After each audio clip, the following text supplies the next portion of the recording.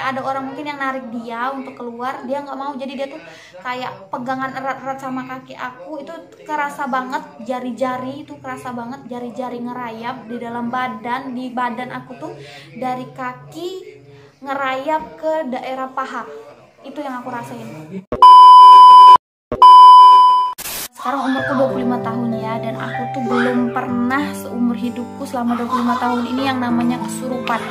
Dulu kan waktu sekolah di SMP, di SMA itu sempet rame-ramenya ya, ada kesurupan segala macam. Nah aku tuh nggak pernah kesurupan guys. Jadi saat ruqyah inilah adalah saat-saat pertama kalinya aku ngerasain yang namanya kesurupan ya. Jadi baru pertama itu aku ngerasa seperti ini guys. Jadi baru pertama itu ya.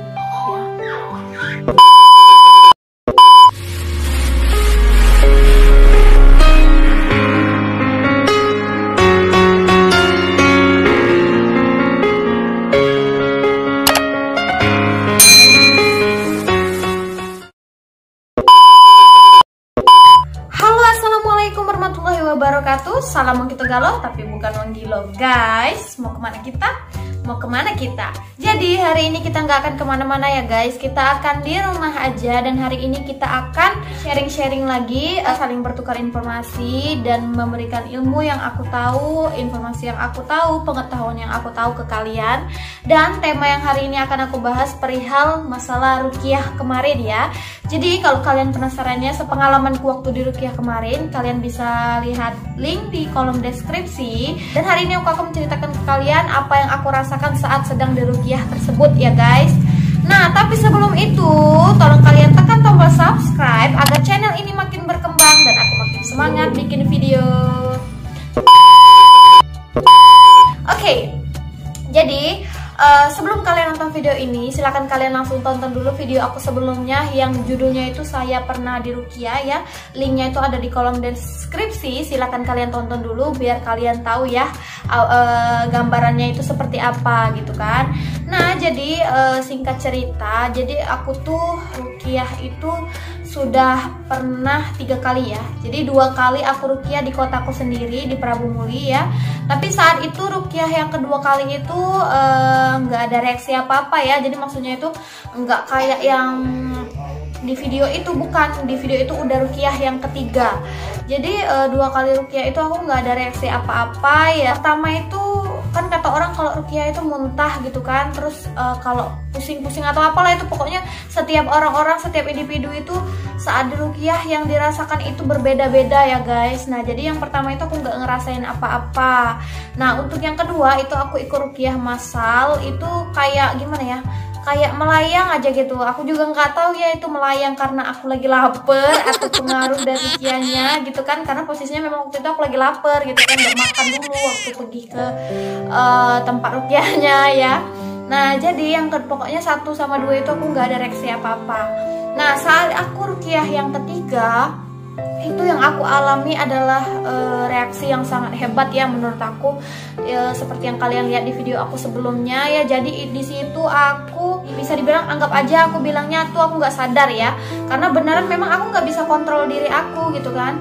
Nah itu aku nggak sadarnya itu sekitar 1,5 jam guys. Jadi 1,5 jam itu aku beneran nggak bisa kontrol diri aku, tapi aku tuh sadar apa yang terjadi sama diri aku tuh aku sadar. Kayak misalnya ya aku ketawa sendiri, bibirku gerak-gerak sendiri, itu aku sadar semua, aku ngerasain semua, tapi aku tuh nggak bisa gimana ya, nggak bisa stop gitu, nggak bisa. Jadi beneran kayak di luar kendali gitu ya. Ini aku ruqyahnya itu ditemenin sama temenku ya, Melinda sama suaminya Kak Kiki. Nah jadi aku tuh ditemenin oleh 2 orang ini. Pertama itu ustadznya bilang kan, tanya apa yang dirasain sehingga mau diminta ruqyah gitu kan. Nah jadi aku ceritain kan apa adanya, apa yang aku alamin, apa yang aku rasakan gitu kan, aku ceritain. Ya intinya sedikit sharing lah ya sama ustadznya kan tentang keluhan-keluhan kita. Nah setelah itu ustaznya langsung bilang ya udah balik badan kan. Jadi aku balik badan, terus aku disuruh duduk bersila kayak gini ya. Ustaznya itu bilang silakan istighfar dalam hati, baca 2 kalimat syahadat dalam hati ya, fokus gitu kan. Nah jangan berhenti untuk selalu istighfar, kata ustadznya bilang gitu kan.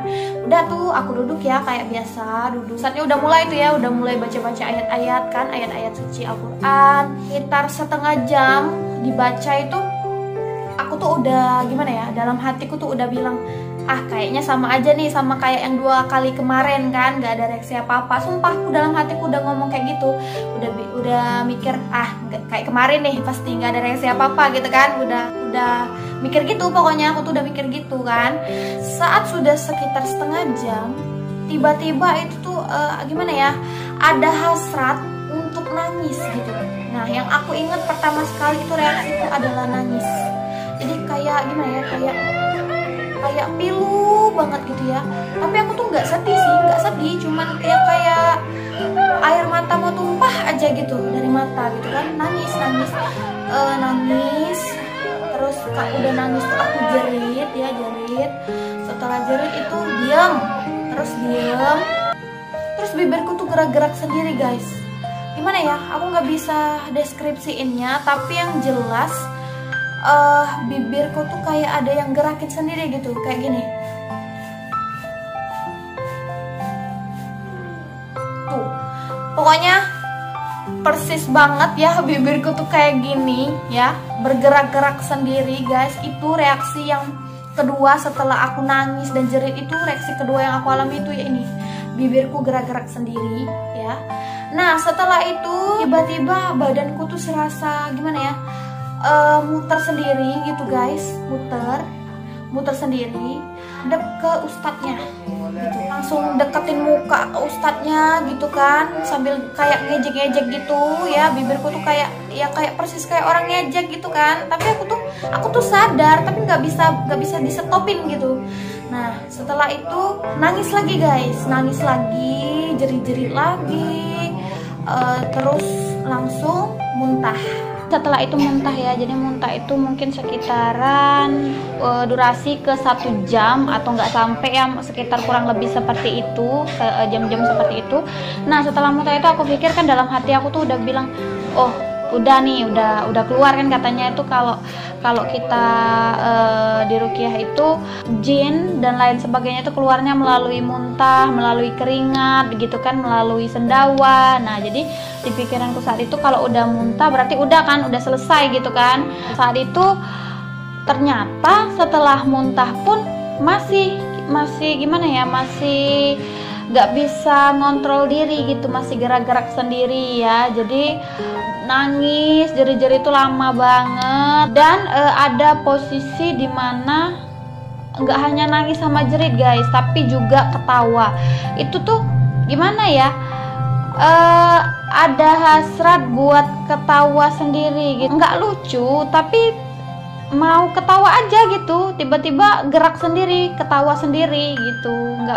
Nggak bisa dikontrol ya, pokoknya intinya gitulah, sendiri, keluar dengan sendirinya ya. Hasrat mau ketawa, mau nangis, mau jerit itu keluar dengan sendirinya. Di saat udah mungkin 1 jam lebih ya, 1 jam lebih itu aku kan posisinya itu guling, telentang gitu ya, mataku tuh posisinya masih mejem. Terus bibir itu masih gerak-gerak ya, gerak-gerak sendiri, nggak bisa dikontrol, tapi posisinya nggak nangis, nggak jerit-jerit lagi, udah diem ya. Udah selesai, aku tuh udah gimana ya, pokoknya si ustadz itu udah sibuk nanyain nama orang tua laki-laki atau binti sama temenku ya. Jadi katanya itu aku tuh lagi di luar badan, jadi mau dipanggil gitu kembali ke badan seperti itu. Setelah dia kasih tahu binti ya, langsung dikasih tahu sama ustadznya gitu kan. Nah langsung aku tuh ngerasa ustadznya itu beneran manggil nama aku dan binti aku gitu kan. Aku tuh dengar, aku ya sekali lagi aku bilang sama kalian kalau aku tuh sadar, tapi aku tuh nggak bisa ngontrol badan aku ya, jadi gerak-gerak sendiri gitu ya. Nah selanjutnya itu nggak tahu kenapa tiba-tiba ustadznya itu kasih minyak wangi gitu ya, semacam minyak wangi atau wangian harum-haruman gitu. Pokoknya aku nggak tahu bentuknya kayak apa, karena aku tuh karena aku merem jadi nggak bisa, cuman bisa kecium baunya aja. Itu ditaruh di hidung aku. Nah di saat itulah mataku tuh kebuka dengan sendirinya. Jadi aku tuh posisinya lihat ustadznya itu ya, lihat wajah ustadznya gitu kan. Nah di saat aku cium wangian itu, aku tuh muter-muter gitu guys. Jadi di lantai itu posisi telentang itu aku muter-muter kayak orang yang kayak anak kecil yang mau dikasih obat terus nggak mau gitu kan ya. Jadi kayak gitu tuh posisinya, meronta-ronta, nggak mau nyium itu bau, nggak mau nyium parfum itu tuh aku nggak mau kayak gitu kan, sambil jelitin ke ustadznya gitu kan, kayak orang posisi marah nggak mau gitu kan. Jadi muter-muter gitu, muter-muter di lantai ya posisinya itu, sambil nunjuk ustadznya gitu kan, kayak orang marah nggak mau ya. Mungkin si jinnya itu marah ya, kamu maunya ya usir aku gitu mungkin ya, seperti itu ya kali ya.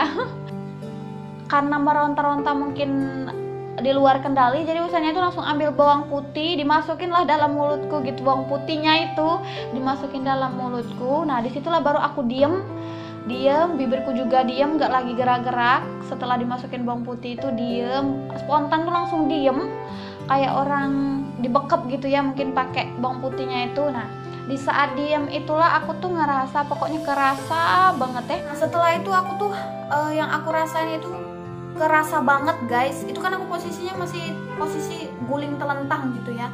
Nah aku tuh ngerasa banget ada tangan yang megang kaki aku kayak gini nih misalnya nih ya, nih kuat banget, tapi sambil gimana ya, kayak orang ngerayap tapi pegangan kuat-kuat gitu guys, kayak orang nggak mau dilepas atau nggak mau jatuh ya, nggak mau dilepas dari badan mungkin kayak gitulah logika gampangnya itu seperti itu. Kayak nggak mau kayak ada orang mungkin yang narik dia untuk keluar, dia nggak mau, jadi dia tuh kayak pegangan erat-erat sama kaki aku. Itu kerasa banget, jari-jari itu kerasa banget, jari-jari ngerayap di dalam badan, di badan aku tuh, dari kaki ngerayap ke daerah paha. Itu yang aku rasain. Aku tuh ngerasa banget, dan saat itu posisinya aku tuh dalam hatiku tuh bertanya-tanya ya, ini tangan siapa gitu kan, ini tangan siapa ini, kok erat banget gitu megang kaki aku gitu kan. Aku tuh udah bertanya-tanya gitu ya di dalam hati. Terus aku tuh rasanya tuh ada sih pengen jerit ya, takut guys, tangan siapa itu kan. Jadi aku tuh rasanya pengen jerit ya, mau tanya ini kaki siapa, tangan siapa gitu kan. Cuman ya nggak keluar gitu suara mau bilang tangan siapa ini woi gitu kan, nggak keluar. Jadi kayak dalam hati aja, aduh tangan siapa ini ya gitu, bertanya-tanya kayak gitu. Nah jadi setelah itu tiba-tiba ya kayak hilang aja gitu yang tangan tadi, nggak ada lagi. Terus yang terakhir itu dikasih ustadznya bawang putih di daerah hidung ya.